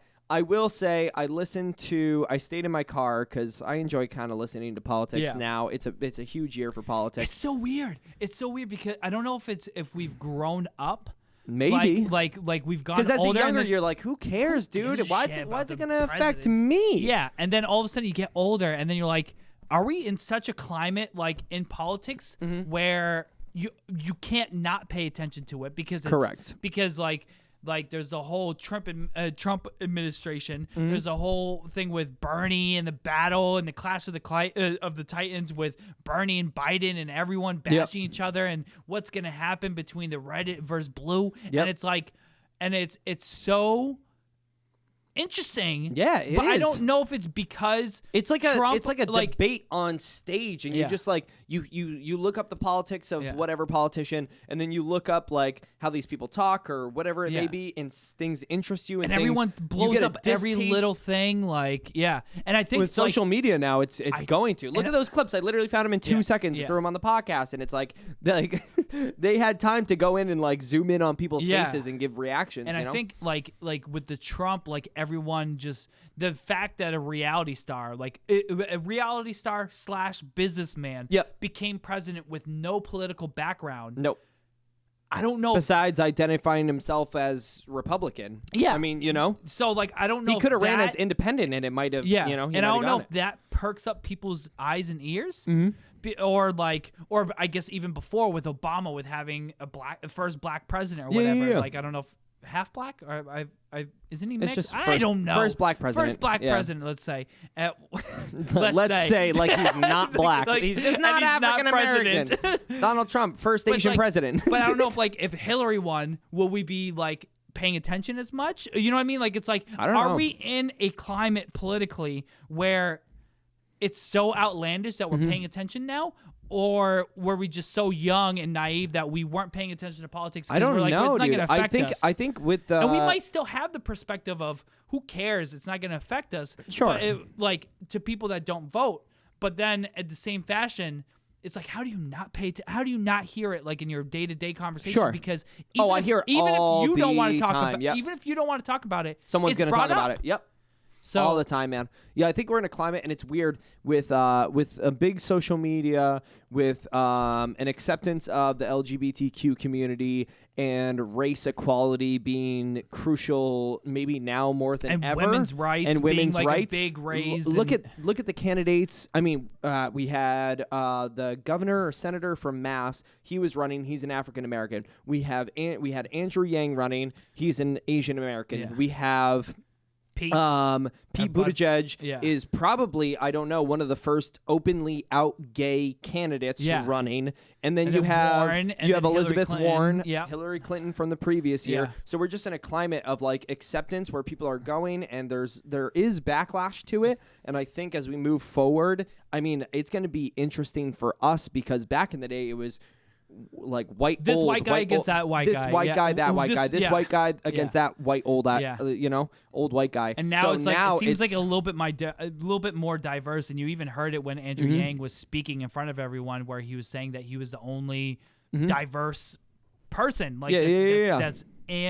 that's running right now that has a chance. I mean, I'm sure there's a lot of write-ins that like don't even have a millionth of a percent, but like he was one of the few that were still like in the running. Yeah, it's crazy, dude. It's so, and I never felt like I was ever gonna, because one of the things I always say, and I don't know what I mean anymore when I say it, is we grew up in Canada, and like it was a point where I was saying I grew up in Canada most of my life, like early when we moved in and moved to the States, and then it was. And then when you turn about 21, because I lived in Canada up to when I was 10 years old. Sure. And then you were younger. You were six years old. 6 when we years moved. old, yeah. So like when I was like 21, I was like, oh, like I don't care about politics. Like no. I grew up in Canada half my life. Like it's never. I've felt disconnected just because I didn't grow up in a government. And I think half of it is if you're not in U.S. government classes and history classes, and then the only thing you know is what's being taught you from middle school on, and then it's a topic that you don't care about, you know what I mean? Like, or not care about, but it's like you're indifferent about it because you're disconnected from it. Yeah. So that's like, how I felt going into like half my life. I was taking American government courses and U.S. history and things like that, and I'm like, I really don't give a fuck. And now from last election to this election, and I think elections onward, I think I'm going to hold a new eye to it, which is weird because it's something that, like you, I never thought I would. Yeah. Yeah, very odd. It's very odd. And it's funny because even from the outside looking in, there's other countries are looking at us, and they're like picking apart every move. Yep. You know what I mean? They're picking apart everything we do, and it's like, you stupid Americans, you guys are doing this. Why are you doing this? Dude, and it's like you're building yourself into the perfect segue into my next card. All right, go ahead. No, do you want me to go or did you want to finish? Dude, you don't say perfect segue and then cheesing. Dude, all right. So did you hear about this? Prince Henry. Did you hear anything about Prince Henry? Well, I guess so. He's leaving with Meghan Markle. And, he moved to Canada. Dude, I don't know anything about the royal family. Oh, yes, I did, dude. Yes. I did. This is so good. This is so good. Wait. Okay, you guys. Okay, if you didn't know this or didn't hear this, this is such. We probably a have good 2 viewers, fucking but I don't topic, even dude. fucking This is care, such a good dude. this is such a good topic, dude. I laughed so fucking Oh, I hard. did too. Go It was ahead. awesome. Go ahead. So, is it Prince Harry or Prince Henry? I think I said Henry at first, but it's Prince Harry, Yeah. right? So he got tricked by Russian hackers pretending to be Greta Thunberg, and I believe her dad. I think that was the other. Yeah, or her person. dad or uncle or something Dad like or that. uncles. Like, yeah. Yeah. So I saw the picture of Greta and her like male like authority. yeah, an or whatever. older male. Yeah. So those of you that don't know Greta Thunberg, she recently she went viral, and it was that clip. What did she say? How dare you? It was something Yeah. like that. But she's a 17-year-old environmental activist, so she talks a lot Which about. is insane. Yeah, 17 years old. 17 years old. What were we doing? We were playing Think about freaking- you contacting one of the members of the royal family at 17 years old Yeah. saying, I'm an environmental activist at 17, dude. We were playing fucking Halo 2 at 17. Yeah, We're right? not talking to anyone. Literally. Let alone we weren't talking to the government, let alone our own parents. Absolutely. Oh. And so she talks a lot about environmental science, climate change, things along the lines of that. Yeah.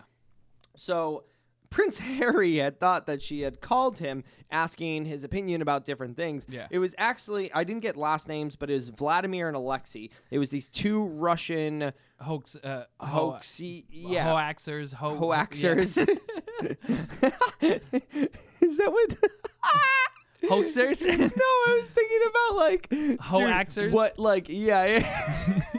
I don't know. I was thinking about like people like Freddy and Jason and stuff like that, like murderers that are like, this is my hoaxer. Hoaxer. It's like your specialty novel weapon. This is what I axe my hose with. I don't know why it was funny to me, but oh yeah, fuck it. Vladimir and Alexei, they got Prince Harry to reveal a bunch of things. It was in 3 minutes. And of course, Did you know?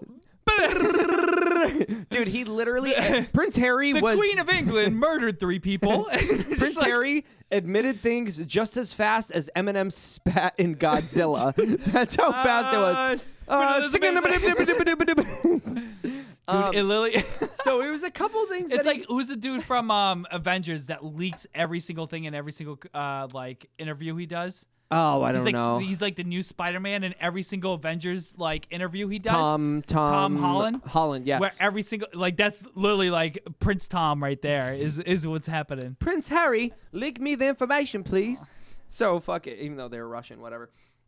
So they pretended to be Greta Thunberg and the dad, uncle, what the fuck ever. And so there were 4 different things that he said. He said the world is a troubled place run by very sick people.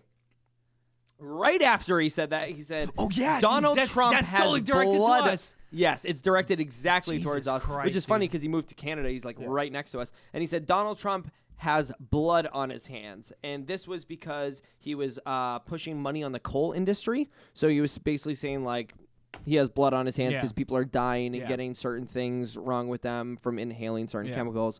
Least informative podcast ever. I don't care.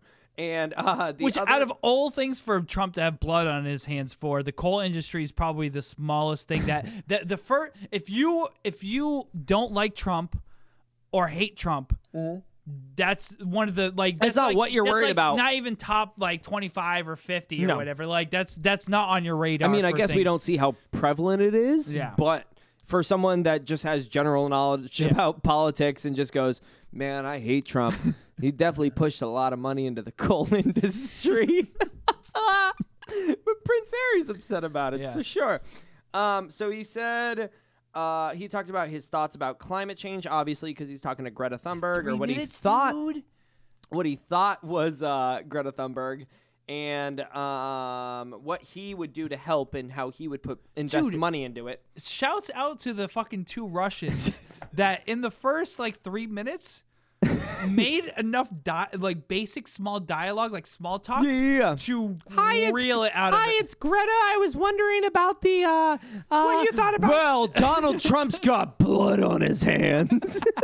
Oh, really? Why? The world's a troubled place run by sick people. And the last thing he said, why'd you step down from the royal family? And he said, well, I'll talk about this, even though I didn't write notes about it. But he talked about stepping down from his royal duties, and he said, "Hey, maybe we'll meet up sometime in the U.S. together, and we can talk further." So creepy. It's so weird, dude. Yeah. It's so weird. So creepy, dude. Imagine, yeah. Like, Greta, no one screened this? Greta, dude? I'll see you at a hotel. Dude, when you turn 18, I'll see you at a Motel 6. Bro wants the puss. Prince Harry, fuck? dude. Meghan ain't even fucking doing anything for him because he wants Greta Thunberg in U.S. Dude, that's Greta insane. Thunberg in U.S. with a manuscript. That's where he's gonna get killed. And you don't hear about people stepping down from the royal family. I don't know. See, that's so weird. I just don't know anything about that, nor does it interest me. To know how catastrophic it is and why people are like taking it and running with it. Yeah, I don't know. I don't know either. I'm like, oh yeah, dude, the Queen. Yeah, Meghan Markle's a Canadian, and yeah, she's running a feud against she's the a reality family. TV star. Is that what it was? I don't know what the fuck she was. Dude, over my head. I can barely catch up with politics in the fucking United States, let alone like in England. But it was just funny that it's like, dude, you're not gonna fact check that that's actually Greta Thunberg. She's just like, hi, I have a couple questions. You're saying Donald Trump's got blood on his hands. You're gonna tell me that no one in the royal family or what? Because I'm sure even though they've stepped down, they still I'm sure have security. They have like a whole. What is it called? Like a system of different like people within the family that are screening calls and doing that screening stuff. calls, How getting the fuck did this maybe get by, socials. dude? I don't know. The royal family's so huge. Like, I don't know, dude, but it's so funny how much shit he's spat in 3 minutes, dude. And then of course someone made a video to it, and it's on YouTube. If you have a second after the podcast, go check it out. It's 3 minutes of him just talking shit, boy, dude. Prince Harry is a shit talker, dude. Prince Harry's that kind of dude. I had to clear my throat real quick. Prince Harry is that kind of dude that fucking tattles on you in class, dude. Like, you threw a piece of paper in the bin and it missed, and the teacher goes, "Who threw that?" And Prince Harry's like, "He's got blood on his hands." Dude, fucking, you drew a penis on the board before the teacher came in. Who did it? He's got marker on his hands. Fuck, dude. That's awesome. I have one more topic. He's got blood on his hands. I think there's just one thing I want to one topic I just want to rant about. Like, sure. That's is this rant of the day? Is this your rant of the day? It's not my rant of the day. It's like my regular talk of the day. Okay. So. Okay, it is a rant of the day because it's going to correlate to it. Okay, so those of you that are watching every week or listening every week, the thing that you don't know about this podcast is like the first 10 episodes of the podcast were like around Super Bowl time. And like me and Brandon were like super stoked into like football season in general. Yeah. To the point where, like, you know when, like, you haven't played a game in a while, so you're like, fuck it. Or, like, a sports game because they come out every year, or, like, a Call of Duty, they come out every year, and they're like, fuck it, I'm going to buy it. Yeah. So I bought Madden 20. You did? And then... Wait, no, we played Madden 20, right? Is that the one we played? Let me get into it! Oh. So I'm interrupting you, and you're getting mad! Go ahead. So, literally... Like, okay, I get Madden 20 because I'm like, oh, man, I'm super stoked about football. Like, I love the Patriots right now. I love, who's my boy? Kansas City, Patrick Mahomes. Travis Kelce's Travis Kelce's your boy. Like, Baltimore, like, my bull, the QB. Lamar Jackson. Is just cranking, dude. And, like, I'm just cheesing over football for a second. I've never really been interested in football. I enjoy watching the Pats, but because the Pats are bad, were bad, I had to watch other teams to, like, still get excited about football. Sure. And the one thing, dude, okay, imagine like a fucking like 8-year drought of Madden, and you haven't bought Madden in like 8 years, and you finally muster up the courage to buy Madden. I think I know enough about football now spanked, that I'm so excited. Oh, so I get it. And after the podcast, I'm like, hey, Brandon, I got Madden. Let's just play a little bit of Madden after the podcast. A little bit of Madden. And Brandon stomps all over me because he's been playing Madden with his brother-in-law, and he walks all over me, and I don't know half the controls, like, and I don't even know how to throw a pass without it getting picked every time. So like I can be Dude, up, I don't know, I can be man. up 2-3 I throw picks, touchdowns. too. No, shut the fuck up. I can throw, So disrespectful up in here. I can throw 2-3 touchdowns in a row, no problem. And then I'll throw like 5 picks in a row, and you score and blow me out of the water. As soon as I'm like excited about things, and I'm like, oh man, I'm pumped. And then this motherfucker. Okay, can we talk about this? How you were like, you were like explaining like dumbing down things, and you're like, oh, well, if you press this button, you can do an audible. You know what an audible is? I was like, dude, I know what an audible is. I just don't know how to do it in time. I just don't know when an audible is applicable for the play. So you're all of a sudden you're going through, and then you're like, what the fuck buttons do I do? I'm just gonna pass to someone that's open, and then all of a sudden it gets picked. So I'm like, you condescending motherfucker. Like You got literally, so I was mad, so pissed, dude. because I was up 3 touchdowns. No, you're just being condescending right now. You're just being condescending. I'm like, dude, I'm just trying to help you. And he's like, football, no. like, dude, literally 8 games in a row. I'm like, I lost straight out. I know, Like, we stopped playing and Madden after the podcast. Sometimes there's 1 or 2 like games that were close. Yeah. And then it got to a point where I'm up like 2-3 touchdowns. I'm fucking stoked and I'm excited.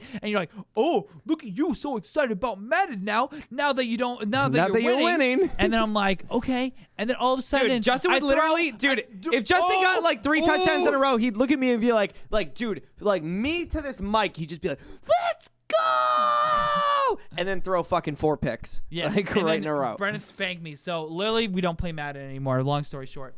But do you know who's not going to play Madden anymore? So everyone. So in 2005, NFL signed an exclusive deal with Madden EA Sports for 15 years. Wow. So that's why you've only seen one football game for the past 15 years, and it's always been Madden. It's No been Madden way. 15, 16, 17, whatever, all of them.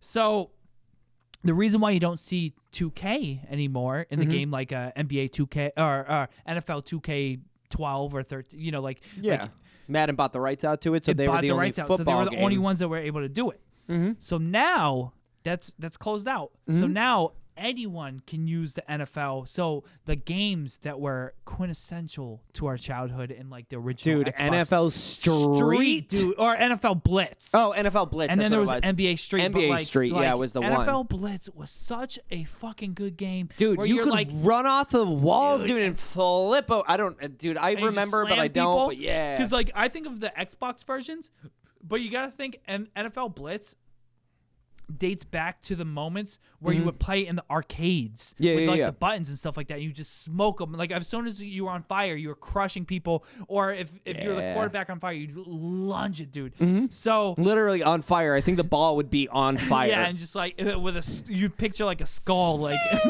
so. Now that 2K is back in the running, 2K is hitting the ground hard and releasing NFL 2K21. Now, the thing about I keep looking at your card because I'm excited about it. I'm like, so ooh. the problem with NFL 2K21 is they are able to use the NFL team names and logos as of right now, but still do not have the rights to use any of the names or likenesses of current players. No way. Yeah. So what are they gonna do? It's going to be like a blank roster of characters. So I think what they're going to do is capitalize on like maybe like the a creative fantasy player aspect or the creative player, they're gonna, stuff like that. So they're gonna be like, oh, like a bunch of players with random names, like oh, John Adams, there he is. You know. So I think that's how they're gonna generate it, because I don't know how you make a football like the half the reason I got excited about buying Madden is because I was stoked about Lamar Jackson, the new rosters, like because the other like, ones you could update the rosters, but I don't know if you could get the players' stats. Like you could have Lamar Jackson, but I don't know if you would have the same stats as they would. It would when only you're last in a couple years, and then it was like, and then it would Yeah. like kind of die out, and then you're like, all right, I can download the new roster, but like, like the team is like used to be like a 93, and now it's a 70, but still reflects as a 93 because it's 2K or Madden 18 or whatever.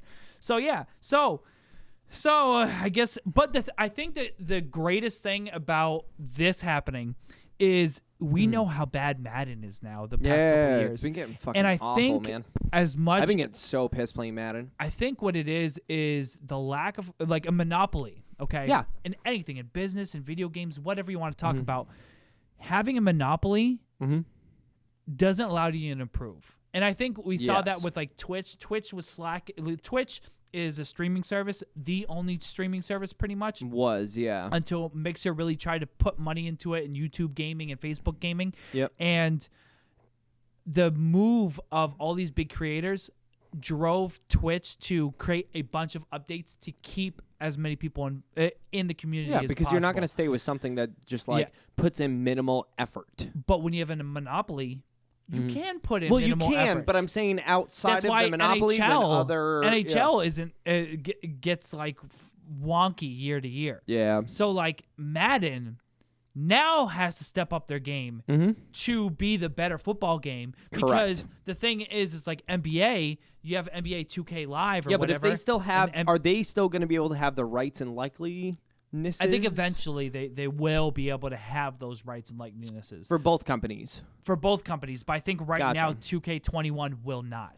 Oh, so weird. So weird. Yeah. So but it's going to be good. They're going to be putting in their I think efforts. it's going to competition drives improvement. Like Walmart doesn't give a fuck that Walmart sucks. Because you're still going to go to Walmart. Yeah. Is that like you know what I mean? Yeah, Is that no, that's pretty much correct. it? Yeah. Like Walmart doesn't care that the people in there are 90% crack addicts, and I say this as a very accurate term because every time I walk in there, I feel like everyone's fucking dumbing down on the side and they're just chilling, and I'm like, dude, literally, when I'm in Walmart when I go like this. Like there's a Corona out there. Yeah, there's a coronavirus, and I'm like, no, I don't have an extra cigarette. No, I don't have any money. Small little tidbit. Yeah. So I recently taught Kat, because Kat didn't know this little fact about people that use cocaine. So she was talking to me about someone that she knew, and she found it peculiar that they had an extended pinky nail. An extended pinky nail. Like a grown out pinky nail that they never trimmed. Like all the other fingers were trimmed, but the pinky nail seemed to be That's like long. an old thing, though, right? But It's not like- really new because people are like using cards, but back in the day, people used to cut up their coke. No, with it's their... not cut up.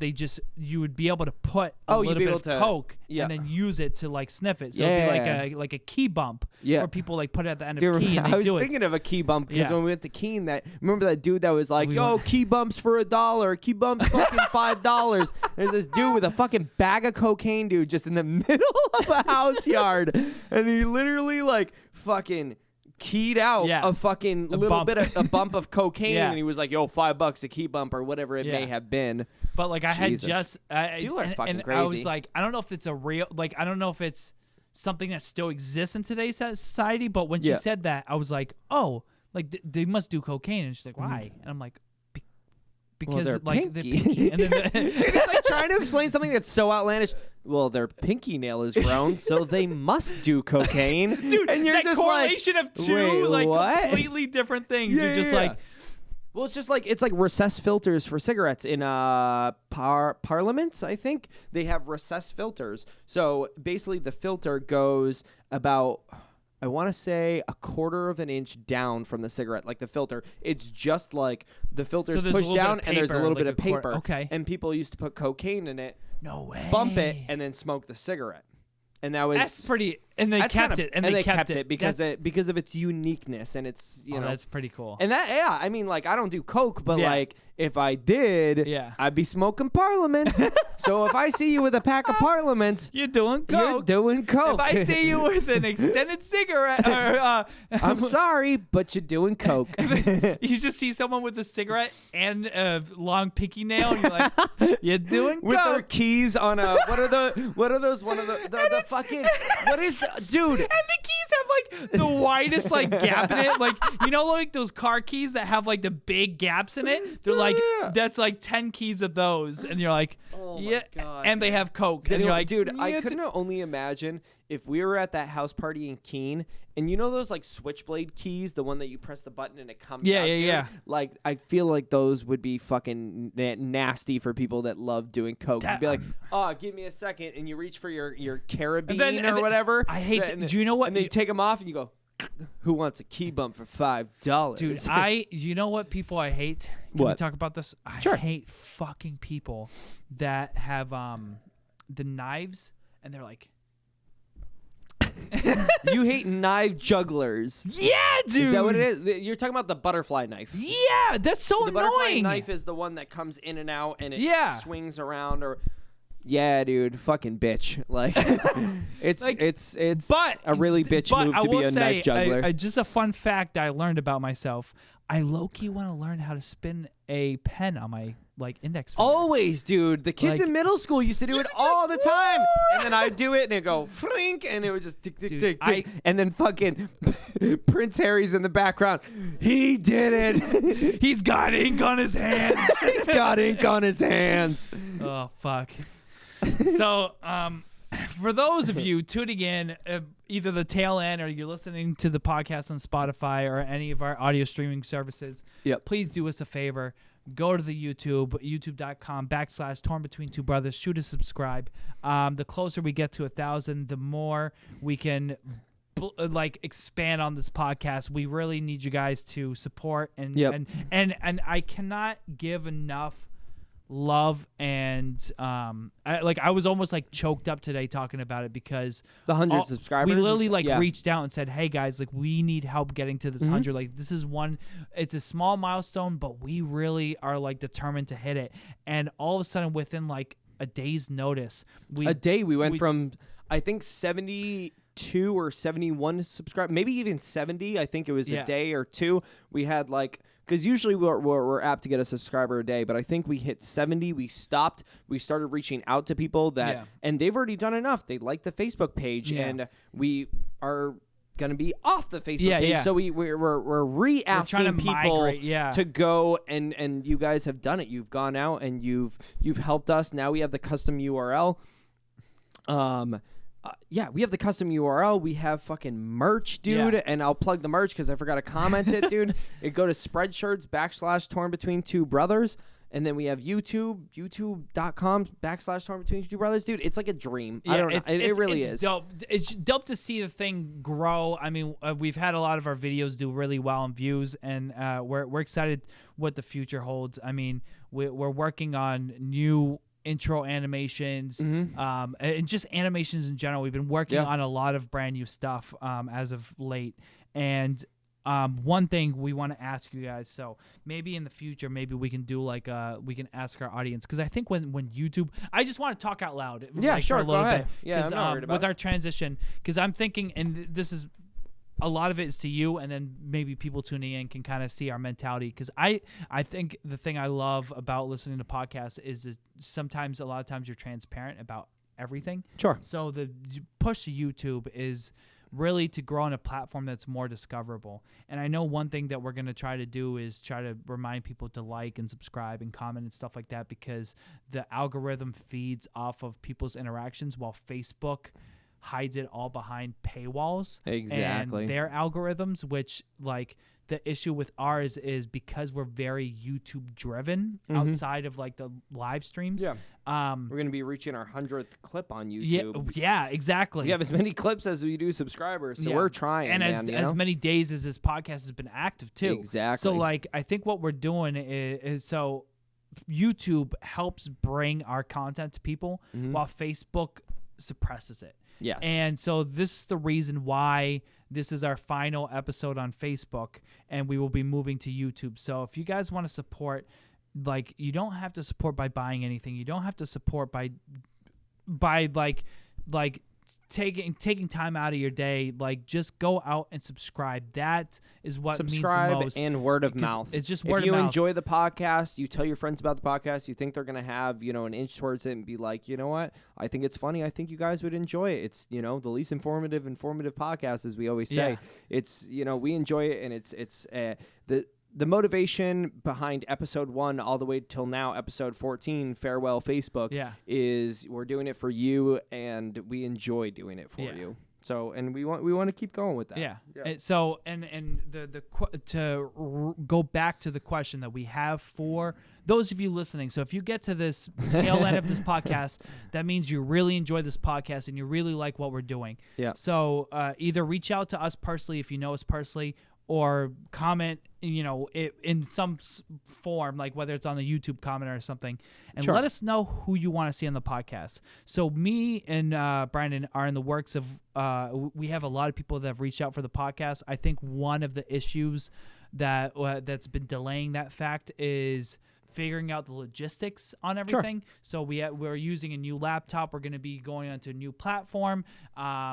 We got to figure our shit out before we have before we add Torn Folk to the video. And I think when we had the guests, it was a perfect timing for those guests. Mm-hmm. But I think now it's like an in between session, so you might get a few more episodes of just us. But if there's someone that you want to hear, mm-hmm. and I won't say names because the ones that have been requested the most, trust me, we've heard it. Mm-hmm. So just tell us anyone you would like to listen to, or even if it's yourself, reach out. If you're hearing this part, that means you've listened to the podcast. But I think one of the things that's been, and I don't want to rant about it. If you want to be on the podcast and you haven't heard the podcast or listened to the podcast, yep.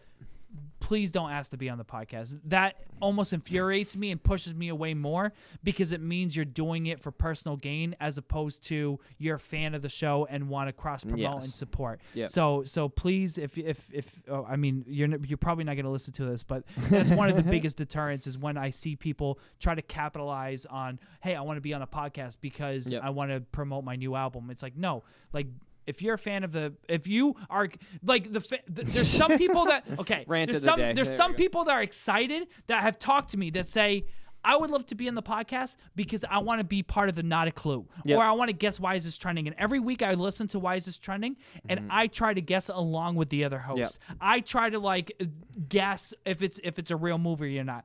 Those are the fans that we're excited for because they're excited about the show, not because they're like, let me just use it as a platform to talk about myself, because this is a podcast not for self-promotion, and I think that's why we've pulled away from the interview podcast and we've made it more about a discussion about life, about politics, about entertainment, about everything, is because those are the things that we want to have discussion. So if you can bring something new to the table, a new perspective, and new, because we love it. This podcast is based on discussion and enlightenment and finding new things in things that are just ordinary, to the public. Yeah. So, yeah. Sorry, you're fine. You're fine. So I get if you've gotten sometimes. to the podcast this far, we salute you. Thank you for being a Torn Folk, and I think we're gonna close out. I'm gonna just do this until you leave. 100 subscribers of people on the wall. 100 subscribers to do. All right. Why are you doing that? Why?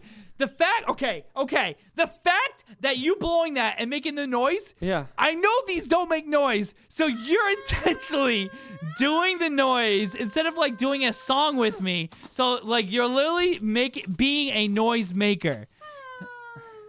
I hate you guys. I hate you. Good night, folks. We love you long time. What's that BC Boy song? We love you this long. Wait, is that a hard 4 or soft 5? This is my hard 4.